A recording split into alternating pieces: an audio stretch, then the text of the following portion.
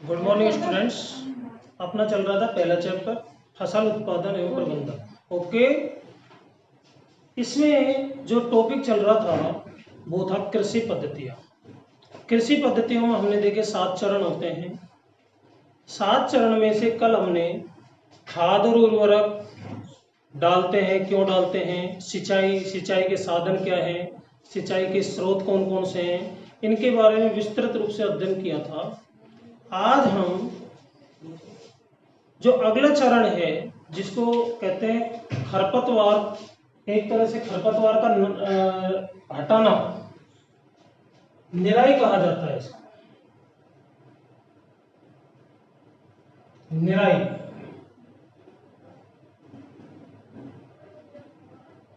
निराई क्या होती है?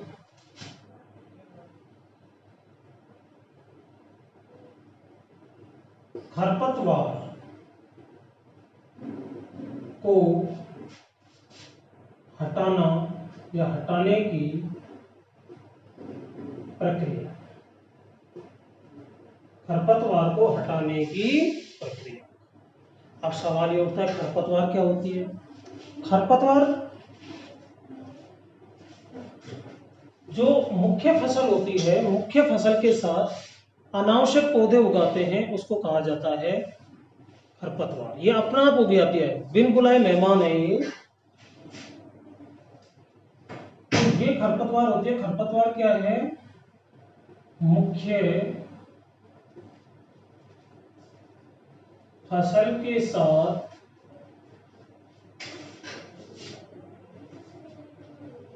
उगने वाले अनावश्यक, मुख्य फसल के साथ उगने वाले अनावश्यक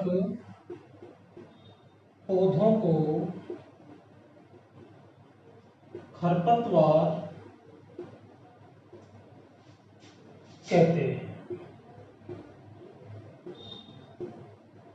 यानी कि कई बार किसान एक फसल उगाता है, जैसे गेहूं उगाया सर्दियों में, गेहूं के साथ बथुआ उग आया, गाजर घास उग आई, गोखरू उग आया, ये सब जो अनावश्यक पौधे उग आते हैं ये खरपतवार कहलाते हैं।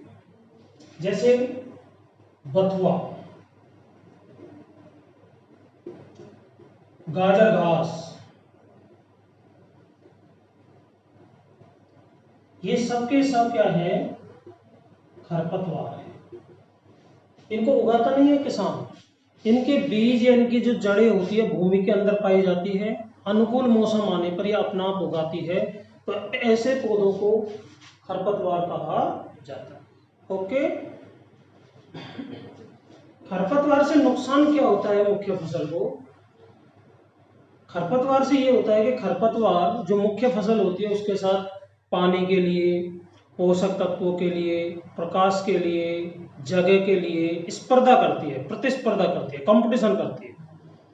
जैसे किसान ने पानी दिया, अब मुख्य फसल को उतना पानी नहीं मिल पाता क्योंकि उसमें से ज्यादातर मात्रा कौन ले लेता है? खरपतवार। खाद और उर्वरक डाला तो उसकी ज्यादातर मात्रा कौन ले लेता है? खरपतवार। सूर्य का प्रकाश आ रहा है, अब सूर्य के प्रकाश की ज्यादातर मात्रा को कौन ग्रहण कर लेता है? खरपतवार। तो ना मुख्य फसल को पूरी तरह से पोषक तत्व मिल पाते हैं, ना जल मिल पाता है, ना प्रकाश मिल पाता है, तो मुख्य फसल की जो वृद्धि है वो रुक जाती है। बिल्कुल वैसे ही है जैसे एक बच्चा है, अब उस बच्चे को मान लीजिए 2 रोटी की भूख है, हमने उसको 1 रोटी दे दी, एक रोटी किसी और ने छीन ली उसकी 2 रोटी में से। अब उसको 2 रोटी की भूख थी, 1 रोटी कोई और छीन के भग गया तो उसको आधी खुराक मिली। आधी खुराक मिली तो बच्चे का जो डेवलपमेंट है, विकास है, शारीरिक विकास, वो प्रभावित होगा नहीं होगा? बिल्कुल होगा। इसी तरह से मुख्य फसल जो होती है, जब जैसे गेहूं बोया और उसके साथ बथुआ हो गया, तो गेहूं के पौधों को उतना प्रकाश, उतना उर्वरक, उतनी खाद, उतना जल, उतने पोषक तत्व नहीं मिल पाते क्योंकि उनकी मात्रा को कौन चुरा लेता है? खरपतवार। तो गेहूं की जो फसल है वो क्या होती है? उससे प्रभावित होती है। ओके, इससे फसल उत्पादन कम हो जाता है। तो खरपतवार से हमेशा किसान को क्या होती है? हानि। तो ये जो अनावश्यक पौधे उगाते हैं इनको खरपतवार कहते हैं। कोई भी एग्जाम्पल इसमें दिए जा सकते हैं। ओके, अब इस खरपतवार को हटाया कैसे जाता है? खरपतवार को हटाने के दो तरीके हैं, एक मैनुअल और एक टेक्निकल। तो ये देखते हैं।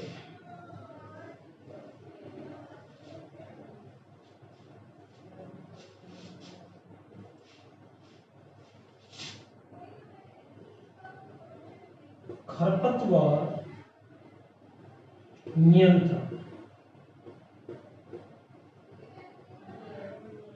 ये अपना टॉपिक है। खरपतवार को दो प्रकार से हटाया जा सकता है। इसका जो नियंत्रण है वो दो प्रकार से किया जा सकता है। पहला निराई, पहला चरण कौन सा है? निराई। और दूसरा चरण है खरपतवार नाशी।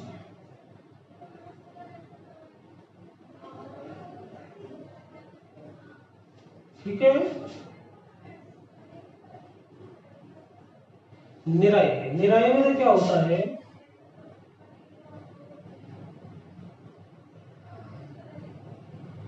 खरपतवार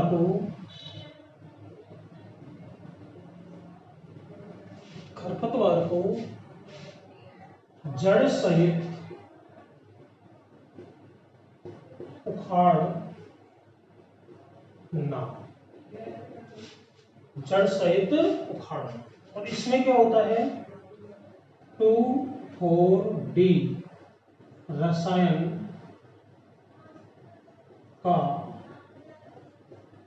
छिड़काव।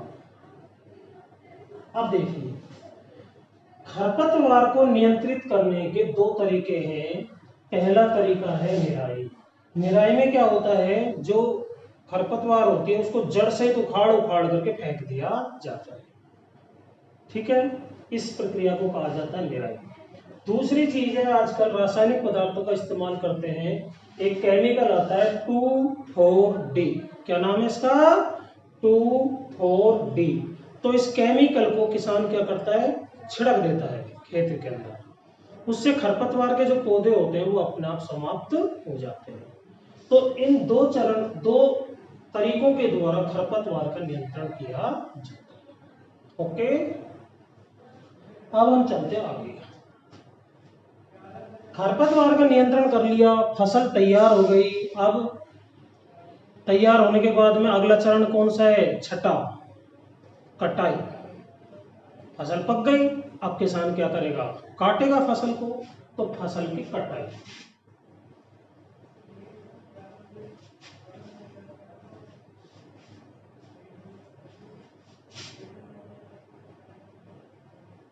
कटाई, फसल पकने के पश्चात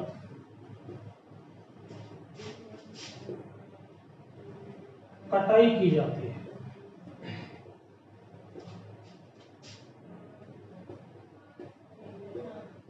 फसल पकने के बाद में क्या की जाती है? कटाई। अब कटाई करने के लिए भी दो तरीके हैं। इसके भी दो तरीके हैं कटाई के भी।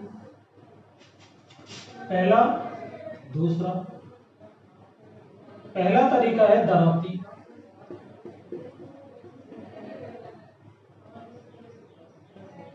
और दूसरा तरीका है हार्वेस्टर।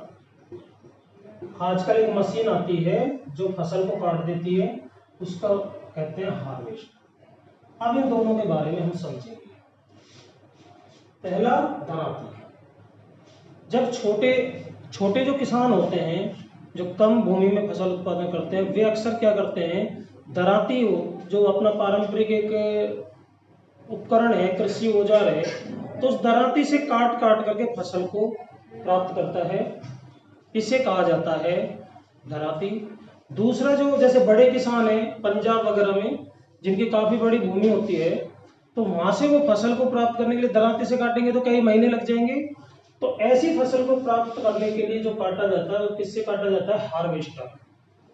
हार्वेस्टर एक बड़े क्षेत्र की भूमि को क्या कर देता है? काट देता है, यानी कि बड़े क्षेत्र की जो फसल होती है उसको काट देता है। ठीक है। अब हार्वेस्टर यानी कि फसल की कटाई हो गई। कटाई होने के बाद में अब जो फसल है उससे क्या प्राप्त किए जाते हैं? दाने। उसके लिए जो मशीन काम में ली जाती है उसको कहते हैं थ्रेशिंग। थ्रेशिंग यानी कि कटी हुई फसल से दाने व भूसे को अलग करने की प्रक्रिया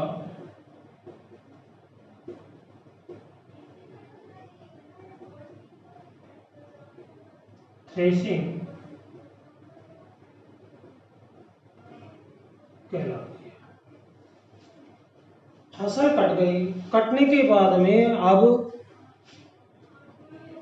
उसमें से हमें दाना अलग करना है, भूसा अलग करना है। भूसा पशुओं को चराने के काम में आएगा, दाना हमारे खाने के काम में आएगा। ओके। तो कटी हुई जो फसल है उसमें से दाने और भूसे को अलग करना, दाने और भूसे को अलग करने की प्रक्रिया क्या कहलाती है? थ्रेशिंग। तो थ्रेशिंग ये किसके द्वारा किया जाता है? थ्रेसर। क्या कहते हैं उसको? थ्रेसर। थ्रेसर नामक मशीन से यह प्रक्रिया की जाती है। तो ऐसी मशीन होती है जो दाने और भूसे को अलग अलग कर देती है, उस मशीन को कहा जाता है थ्रेसर। और थ्रेसर द्वारा ये जो प्रक्रिया की जाती है इस प्रक्रिया को कहा जाता है थ्रेशिंग। ओके। इसके बाद अंतिम जो चरण आता है कृषि पद्धतियों का, उस चरण का नाम है भंडारण। भाई दाना अलग प्राप्त कर लिया आपके सामने, अब उसका भंडारण करेगा। तो पहले उस दाने को सुखा करके उसमें से नमी को दूर करेगा, क्योंकि आप जानते हो नमी युक्त जो दाना होता है, नमी युक्त दाने में कीटाणु वगैरह ज्यादा हो जाते हैं, कई तरह के कीट जो होते हैं उन दानों को खराब कर देते हैं। इसलिए पहले उस फसल के दानों को सूर्य के प्रकाश में अच्छी तरह से सुखा करके उसमें से नमी को दूर किया जाता है। नमी को दूर करने के बाद में फिर भंडारण करता है। आजकल किसान ज्यादातर भंडारण करने के लिए अनाज की जो ज्यादातर मात्रा होती है उसको कहाँ ले जाता है? मंडियों में ले जाता है। कहाँ ले जाता है? मंडियों। मंडियों में फसल के भंडारण के लिए बड़े बड़े भंडार गृह होते हैं जिसको कहते हैं साइलो। साइलो अनाज के भंडारण के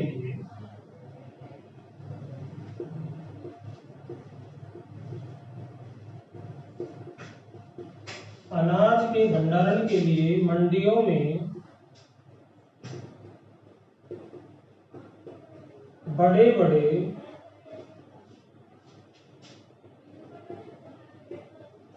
भंडार गृह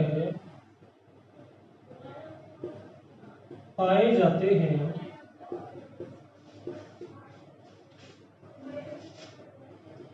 जिन्हें साइलो कहते हैं। अनाज के भंडारण के लिए मंडियों में बड़े बड़े भंडार गृह पाए जाते हैं, जिन्हें क्या कहते हैं? साइलो। तो साइलो का मतलब होता है बड़े बड़े भंडार गृह। ओके। बड़े बड़े भंडार गृहों को क्या कहा जाता है? साइलो। वहां पर अनाज का भंडारण किया जाता है। तो ये कृषि पद्धतियों के चरण थे जिनके बारे में हमने पूरी डिटेल से अध्ययन किया, और ये चैप्टर यहीं पर समाप्त भी होता है। पहला चरण जैसा हमने देखा था मिट्टी तैयार करना, मिट्टी तैयार करने के बाद में बुआई, बुआई के बाद में खाद और उर्वरक का प्रयोग, तो चौथा पॉइंट सिंचाई, फिर सिंचाई के बाद खरपतवार का नियंत्रण, फिर कटाई, फिर भंडारण। इस तरह से ये चैप्टर समाप्त हुआ। ठीक है, कल इसका जो गृह कार्य है वो दिया जाएगा। आज आप इस चैप्टर संबंधित जितने भी वीडियो हैं उनको बड़े ध्यान से देखें, समझें, ताकि कल का जो गृह कार्य है वह आसानी से आप कर पाएँ। Thank you.